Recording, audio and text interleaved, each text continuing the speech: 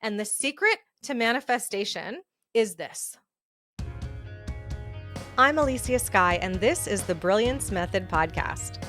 Through mindful, motivational, and often hilarious conversations with thought leaders, entrepreneurs, and executives, you'll discover new ways to create your life on purpose.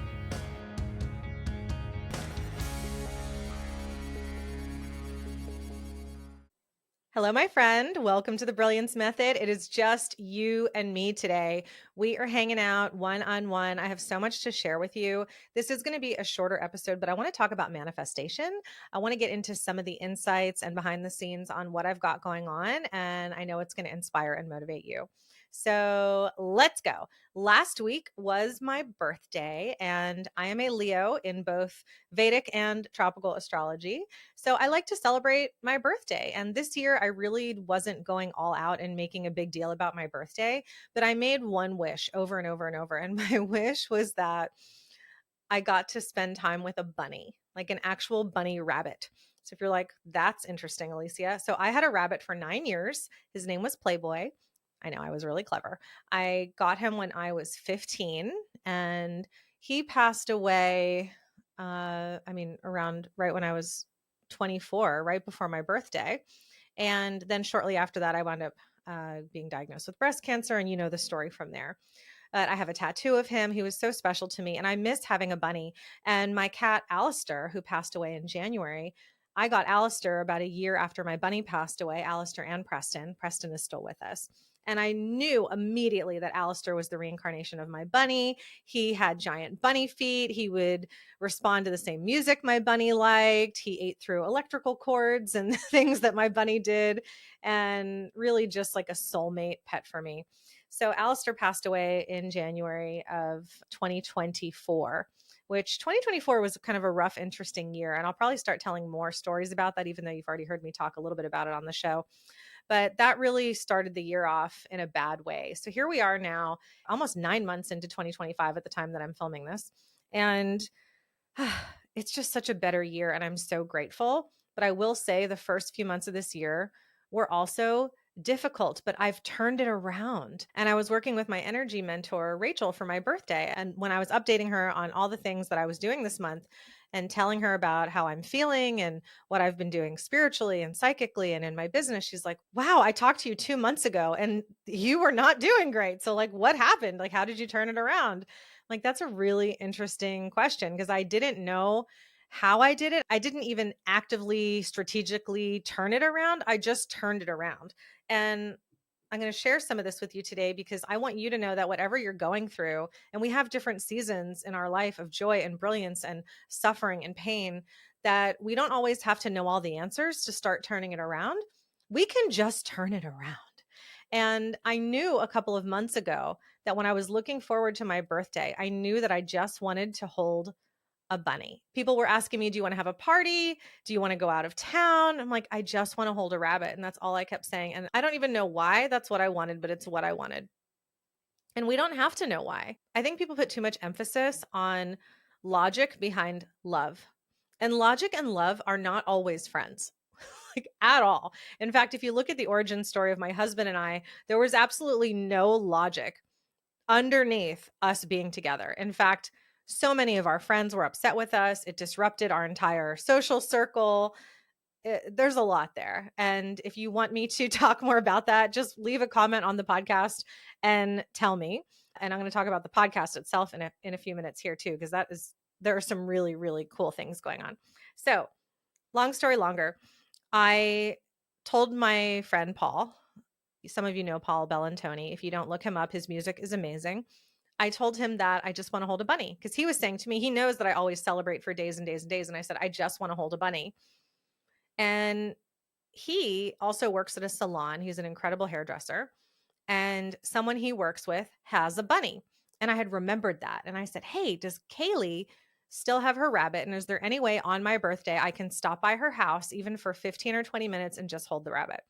So Paul pulled magic out of his hat, pun intended, and he got Kaylee to come to the salon on my birthday. And I said, I'm going to stop by exactly when you'll be there. She's bringing the rabbit. The rabbit's name is Dolly. And she said, hey, I have to go do a haircut. You'll sit with the bunny. And if you need to go, then just put the bunny in the crate in the back room. I sat there for 3 hours. 3 hours. I cried 4 times. My wish came true. I manifested my wish coming true. I sat there for 3 hours and I would have stayed longer, but I needed to come home and take care of my dogs and I wanted to spend time with my dogs. And then we were getting ready for dinner for my birthday. But like time stood still. I was totally in mad scientist mode. I was in the vortex, as Abraham Hicks says, and just obsessed with just giving this rabbit love. And Kalen, my husband, was sitting next to me and he was like, the happiness that's radiating off of you right now is palpable. Like the whole room probably feels happy and joy and love because of how happy you are right now. I'm like, I'm so happy. This is all I wanted. And it was amazing. And it was so incredible. And I feel like I did manifest that. And in manifesting, when you want to manifest something, you can't just say that you want it. You can't just picture that you want it. You can't just feel that you have it. I'm going to take it a step beyond what Abraham Hicks teaches. And I have an interesting relationship with manifestation because I'm also a Course in Miracles student. So, as a Course in Miracles student, as a spiritual person who believes, and if you listen to the Robert Scheinfeld episode, like we don't have very much free will. I believe the script is written and we're here to have the experience, and our soul just wants to have the experience. But I also believe that there are multiple timelines happening at once. There are multiple dimensions and experiences of us. So if I want to quote unquote manifest and shift into a different timeline and have a different experience, I can do that. But it's a very present meditative thing to do. It doesn't take time, but it takes focus and it takes intention. So I'm a really, really good manifester, which means I'm a really good timeline jumper. And the secret to manifestation is this: when you manifest something, you can't just see it and focus on it. And then when you get it, like when I get the call that, hey, you get to hold a bunny today, don't stop manifesting it there. If you're manifesting a new job and then you've been thinking on it, feeling it, seeing it, asking other people to see it for you, and then you get the job offer, don't stop manifesting it there. This is where most people get it wrong. And this is where you got the opportunity and then it fell through at the last second. If that has happened to you, let me know and listen to this. Listen to this right now. What you need to do differently is see it until it's done. And then when it's done, keep seeing it. So when I got the photo saying, hey, you're going to come pet this bunny today, are you available? I saw myself holding her and being with her. I didn't just visualize I was going to get the opportunity. I saw it happening. I saw myself petting her and being with her in the future at Kaylee's house. I saw it beyond the event that I was creating. I saw it beyond the initial manifestation. I am giving it life. I am birthing this into my reality. I am shifting timelines over and over and over so that I get to experience this. Because I remember the first time I realized that I was messing it up, I had gotten a part in a movie called Friends with Money with Jennifer Aniston. And all my friends got parts in this movie. If you watch this movie, I've got like 3 or 4 friends in this movie.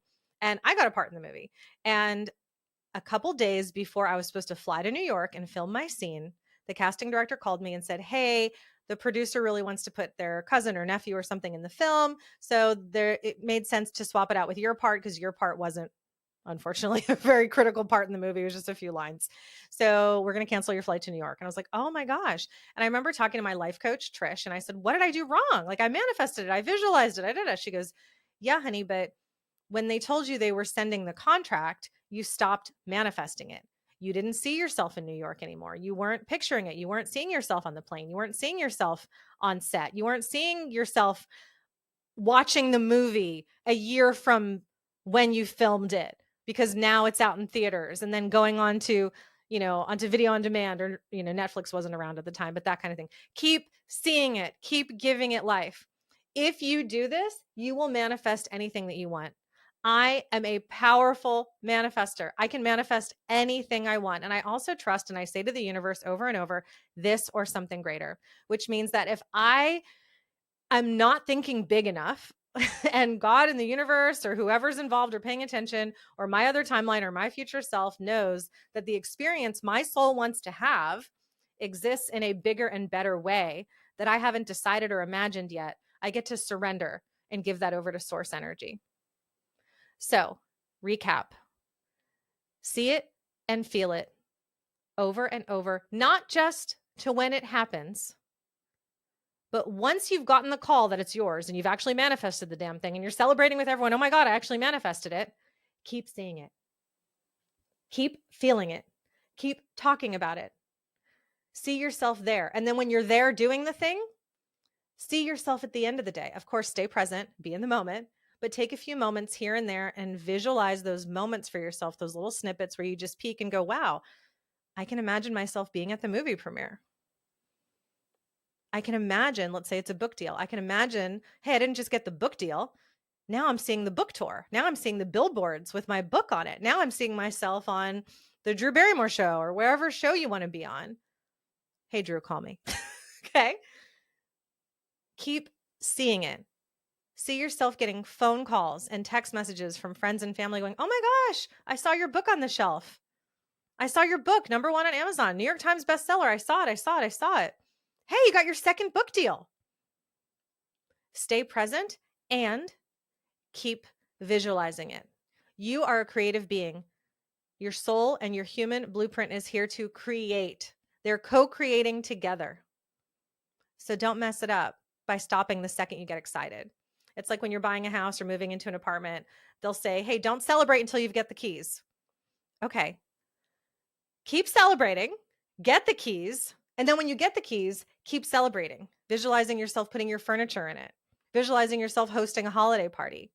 Keep seeing it. Even in this dream house that I live in the most magical, amazing home. I don't just take it for granted that I live here. I visualize and picture, hey, what are we doing on New Year's? What are we doing on Halloween? And I see it and I see it. And I consistently peek into what I'm creating in my home here to keep myself in this beautiful home.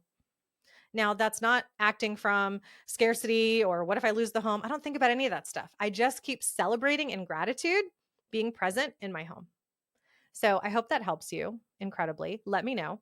And to answer Rachel's question, I just shifted my perspective on all of it. I realized that I am so committed to being in service, to being in love, to offering my heart and my voice to the world. I've gone all in on my speaking career. I'm having so much fun doing the podcast. I just found out that we are in the top 25% of podcasts worldwide, which is incredible for a brand new show. And here's the other thing I learned. 85% of people who start a podcast don't get past episode 7. I don't quit. Apparently it's in my human design. It's in my gate 29 or something like that. I don't quit. And there's a time to quit. And we talked about that on Brett Claywell's episode, Lights, Camera, Impact, if you go back and watch that episode. And sure, once in a while, I will quit. I will rest if I need to.